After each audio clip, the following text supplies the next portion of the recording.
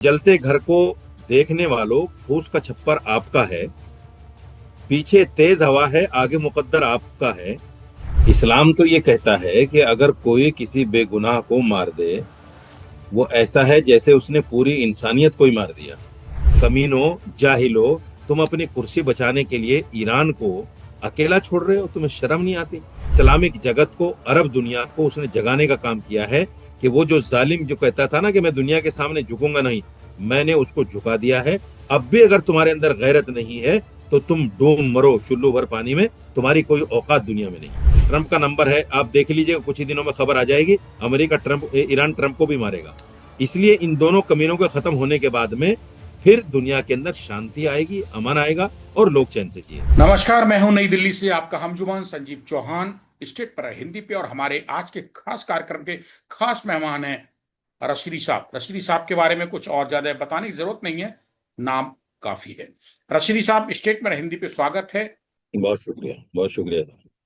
रशीदी साहब, रमजान चल रहे हैं, ईद आने वाला है, जी। और उसके बाद भी ईरान अपनों से ही जूझ रहा है। अपनों से मतलब मुस्लिम कंट्रियों से। एक मुस्लिम देश 8 मुस्लिम देशों से जूझ रहा है।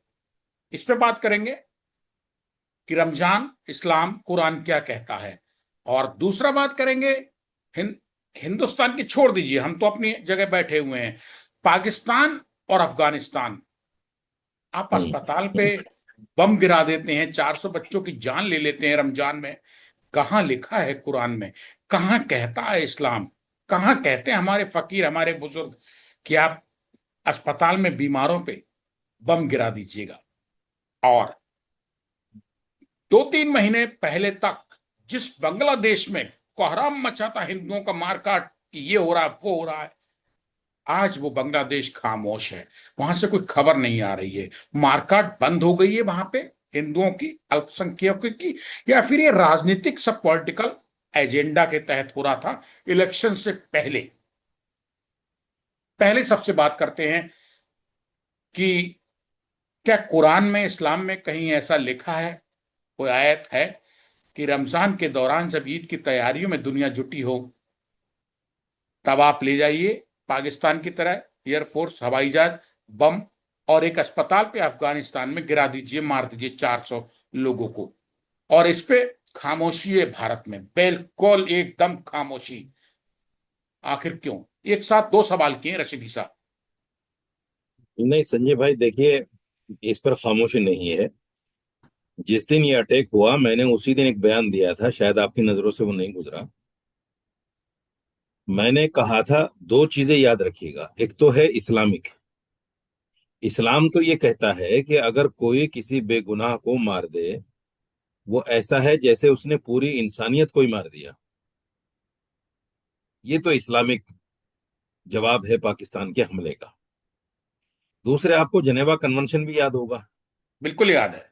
1949 में जो जेनेवा कन्वेंशन हुआ था, उसमें कुछ बातें खास तौर से सब लोगों की सहमति से, यानी पूरे हिंदुस्तान की सहमति से, पूरी दुनिया की सहमति से ये बात तय हुई थी कि सिविलियंस पर, हॉस्पिटल्स पर, हॉस्पिटल के अमले पर और एयरपोर्ट वगैरह पर, ऐसी जगहों पर अटैक नहीं होगा। इसको जंग की खिलाफ वर्जी माना जाएगा, जेनेवा कन्वेंशन की खिलाफ वर्जी माना जाएगा, और इस पर यूएनओ में कार्रवाई होगी। लेकिन बड़ी बात यह है, कहते हैं ना कि जो आदमी कानून बनाता है वही तोड़ता है। सब जगह यही हो रहा है। हमारे यहाँ भी रेप पर कानून बनते हैं, चोरी बदमाशी पर कानून बनते हैं, लेकिन पता चले कि वही जो कानून बनाने पार्लियामेंट में बैठकर वो इसको तोड़ रहे हैं। तो जेनेवा कन्वेंशन की जो अध्यक्षता कर रहे थे जो लोग, और आज भी जो अध्यक्ष बने बैठे हैं यूएनओ के, आपने देखा फलस्तीन के अंदर उन्होंने कैसे 70,000 मासूम बच्चों को मार दिया, लाखों फलस्तीनियों को मार दिया, सारे हॉस्पिटल्स खत्म कर दिए, सारे स्कूल्स खत्म कर दिए, हॉस्पिटल के अमले को मार दिया, और सारी दुनिया खामोश है। और बड़ी बात यह है कि अभी ईरान पर जब हमला हुआ, तो वहां एक स्कूल पर हमला किया गया जिसमें 186 मासूम बच्ची, जो 7 साल से कम की थी, 7 साल, 8 साल या 9 साल तक भी होंगी, मासूम बच्चियों को मार दिया गया।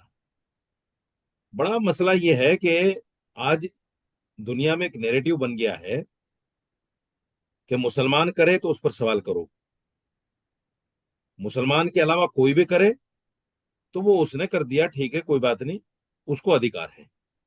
कोई जेनेवा कन्वेंशन नहीं, कोई इंसानियत नहीं, कोई किसी तरह की बात नहीं, उस पर कोई बात नहीं होती। आज मैं देख रहा हूं कि पूरे मीडिया जगत में कोई इसराइल पर सवाल उठाने को तैयार नहीं, कोई अमेरिका पर बात करने को तैयार नहीं।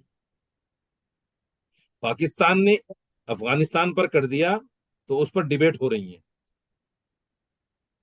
उस पर बाकायदा डिबेट हो रही है। आपने तो सवाल किया, लोग डिबेट कर रहे हैं इस पर बाकायदा, बड़े बड़े चैनल, बड़े बड़े मीडिया हाउस।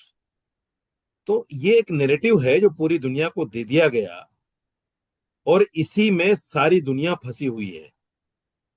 मुसलमान मुसलमान मुसलमान मुसलमान, मुसलमान करे तो उसको पूछो, इसराइल कर दे, अमेरिका कर दे, कोई भी कर दे, XYZ, उस पर कोई बात नहीं।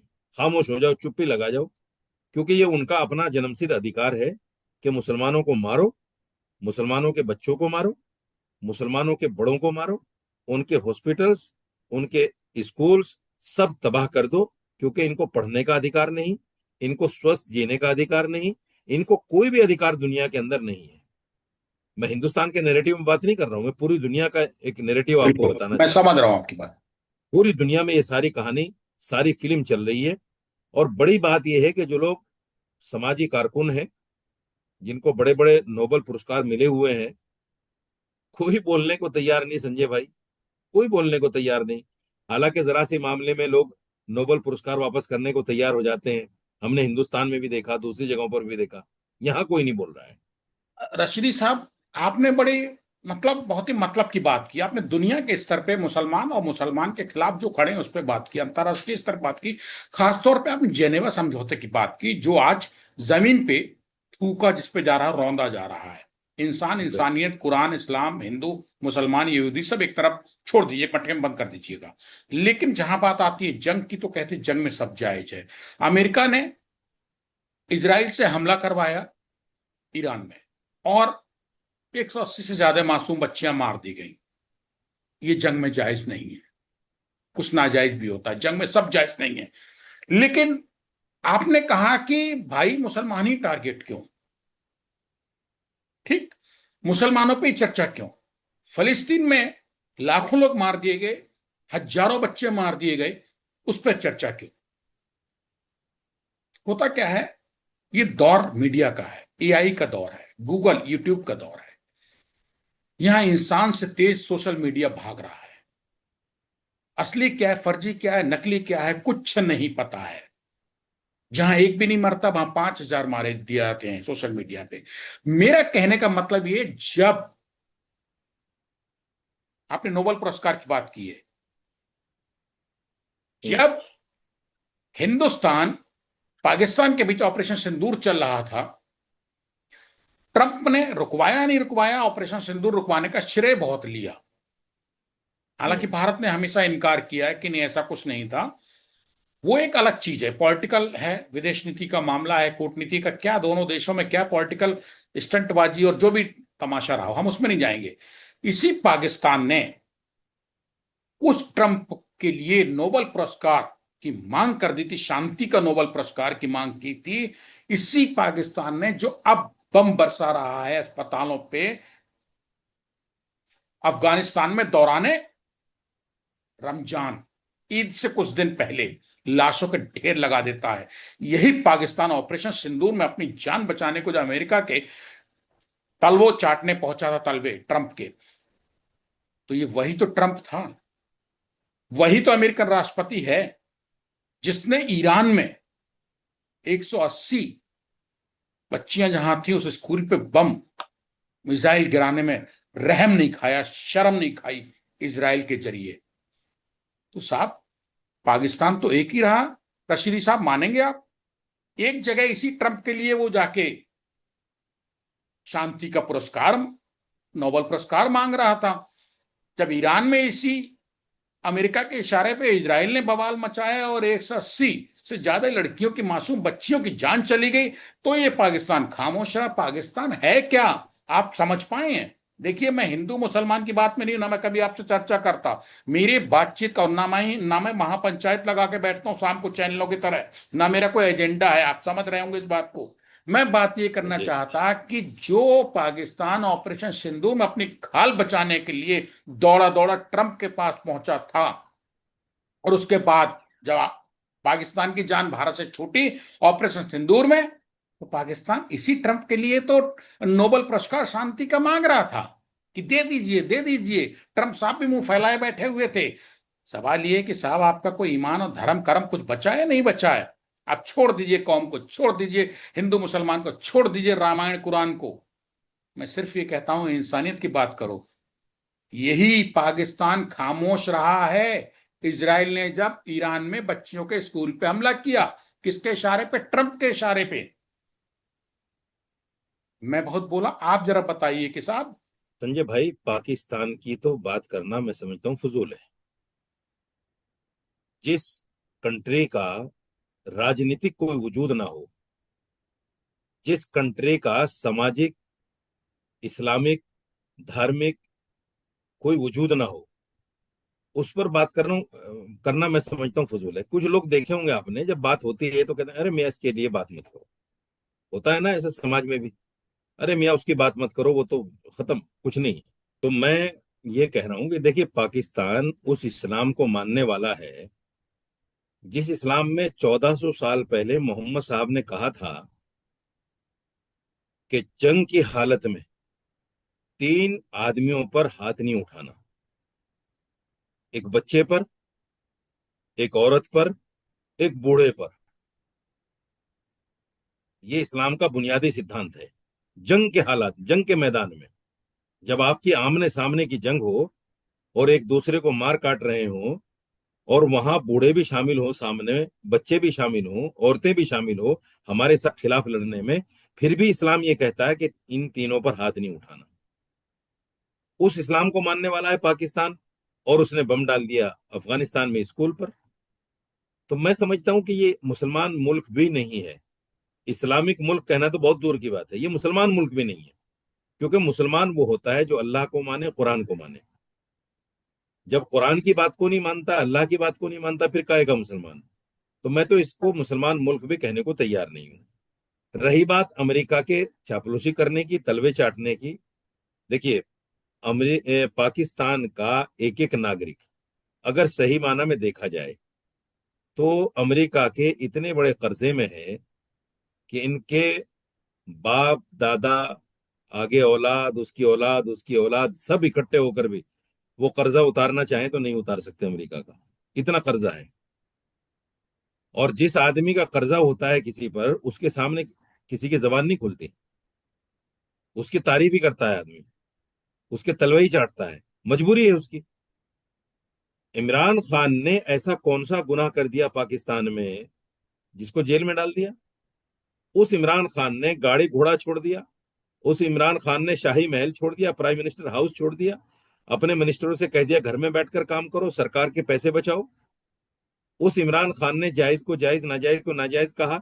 लेकिन क्योंकि वहां की सरकार अमेरिका के इशारे के बगैर चल ही नहीं सकती, वहां की जो फौज है अमेरिका के तलवे चाटे बगैर चल ही नहीं सकती, तो इमरान खान को जेल में डाल दिया। और अब कब उसकी मौत हो जाए, किस हाल में हो जाए, कुछ नहीं कहा जा सकता। तो पाकिस्तान तो भाई, जिस तरह कहते हैं ना कि हरफ गलत है, उस पर बात करना ही बेकार है। हम तो ये समझ के बैठे हैं कि दुनिया के नक्शे पे पाकिस्तान है ही नहीं। इसलिए वो ईरान के लिए क्यों बोलेगा?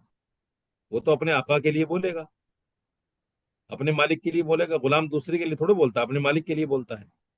जी। रशीदी साहब, क्या इसी को जो पाकिस्तान जिस तरीके से जी रहा है, इसी को जलील जलालत और जूते खा के जिंदगी बसर करना कहते हैं क्या? इससे भी बुरा कोई लफ्ज आपके पास अगर हो तो वो कह सकते हैं। जलील जलालत, एक लफ्ज आता है रजालत। ये जलील से भी नीचे, निचले स्तर का लफ्ज है रजालत।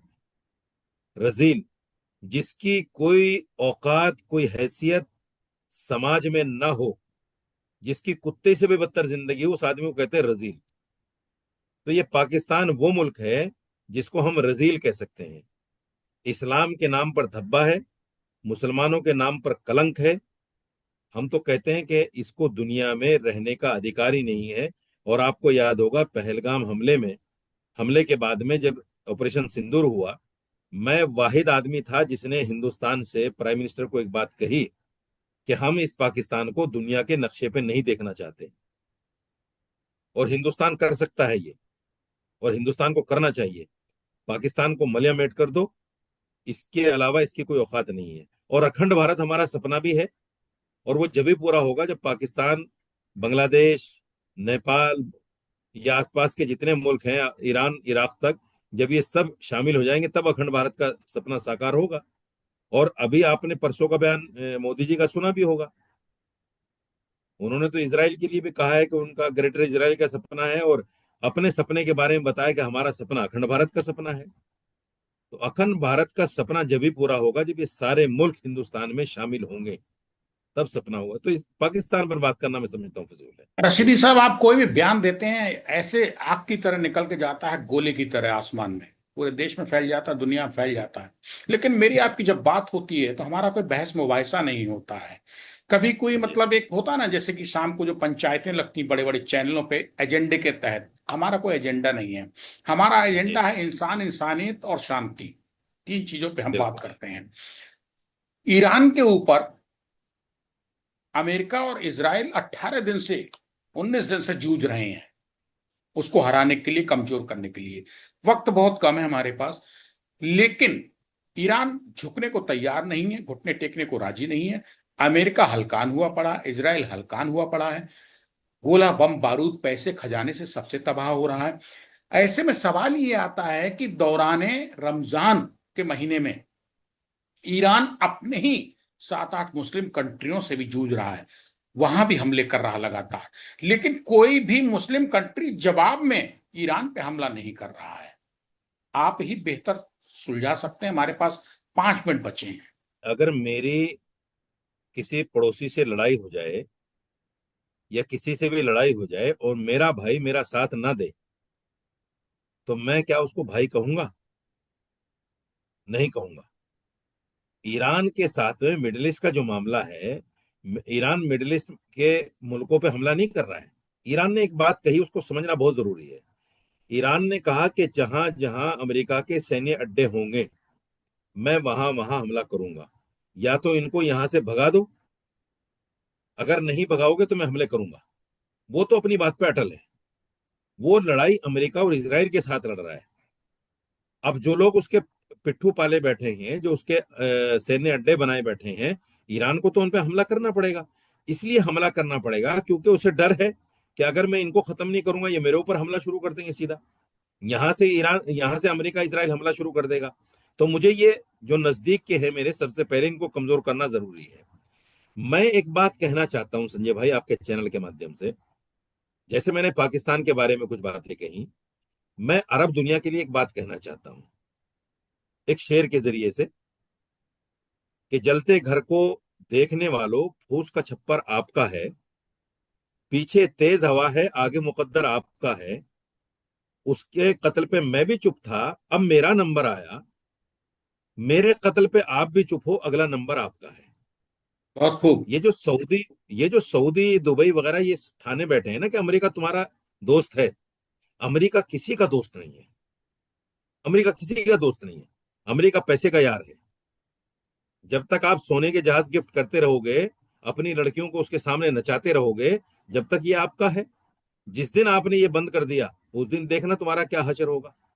और उसके देते देते हुए भी, ये करते हुए भी, तुम्हारे ऊपर कब अटैक कर दे, तुम्हें कब खत्म कर दे, तुम बिल्ली की तरह मिमियाते रहो उसके सामने, बिल्कुल मिमियाते रहो। तो उसको बाप कहते रहो, आका कहते रहो, तुम्हारी जिंदगी बख्शता रहेगा। तुम एक दिन आंख उठाकर तो देखो उसकी तरफ, तुम्हारी हैसियत पता चल जाएगी। तो मैं ईरान को आपके चैनल के माध्यम से हाथ जोड़कर तहे दिल से उसका शुक्रिया अदा करना चाहता हूं कि इस्लामिक जगत को, अरब दुनिया को उसने जगाने का काम किया है। कि वो जो जालिम जो कहता था ना कि मैं दुनिया के सामने झुकूंगा नहीं, मैंने उसको झुका दिया है। अब भी अगर तुम्हारे अंदर गैरत नहीं है तो तुम डूब मरो चुल्लू भर पानी में, तुम्हारी कोई औकात दुनिया में नहीं है। रशीदी साहब, चलते चलते 2 से ढाई मिनट का वक्त हमारे पास है। एक सवाल, और इसमें समेट दीजिएगा। आप बहुत मतलब की बड़ी बड़ी जायज बात कर रहे हैं, इसलिए मुझे पसंद आ रही, मैं आपसे बात कर रहा हूं। ईरान जिन जिन मुस्लिम कंट्रीज पे जहां जहां अमेरिका के बेस हैं, एयर बेस, सेना के अड्डे, उन पे हमला बोल रहा है, और वो सब रिएक्ट नहीं कर रहे हैं, जवाबी हमला नहीं कर रहे हैं ईरान पे। क्या इससे साफ आवाज निकल के आ रही है दबी हुई अंदर ही अंदर कि अब वे सब अरब कंट्रीज, मुस्लिम कंट्रीज जो हैं जिन पे ईरान ने हमला बोला, वो सब अब धीरे धीरे ईरान के साथ हो जाएंगे, और ये सब मुस्लिम कंट्री एकजुट होके अमेरिका के ऊपर थूक देंगे? संजय भाई, एक चीज मुझे समझ नहीं आती। देखिए, अभी स्ट्रेट ऑफ हॉर्मुज का मामला आया था, अमेरिका ने सबको बुलाया, चीन को भी बुलाया, रशिया को भी बुलाया कि आ जाओ स्ट्रेट ऑफ हॉर्मुज पे, ईरान की गर्दन तोड़ते हैं। क्योंकि ईरान ने ऐसी गर्दन पकड़ी है स्ट्रेट ऑफ हॉर्मुज पे अमेरिका की कि निकलते नहीं बन रहा है। तो ठीक है। वहां नाटो देशों ने बिल्कुल no no no no no कर दिया। उन्होंने कहा नहीं। और बल्कि स्पेन ने तो यहां तक कह दिया कि जब आपने जंग शुरू की थी, हमसे आपने सलाह ली थी क्या? आपने पूछा था क्या हमसे? इटली ने साफ कह दिया कि हम इसमें शामिल न कभी थे न होंगे। और बल्कि तमाम नाटो देशों ने मना कर दिया कि ये आपकी अपनी जंग है, हम इसमें शामिल नहीं होंगे। तो ये जो अरब मुल्क हैं, इन कमीनों की गैरत को कौन ले गया? इन हरामियों को सिर्फ अपनी कुर्सी के अलावा कुछ नजर नहीं आता।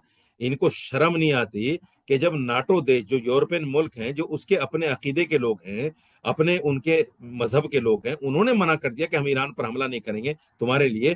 तो कमीनों, जाहिलो, तुम अपनी कुर्सी बचाने के लिए ईरान को अकेला छोड़ रहे हो? तुम्हें शर्म नहीं आती? ईरान ने तो इतना लड़ भी लिया संजय भाई। सऊदी जैसा मुल्क आधा घंटा नहीं पकड़ेगा अमेरिका के सामने, इसराइल के सामने। आधा घंटा बता रहा हूं। इन कमीनों के पास कुछ नहीं है।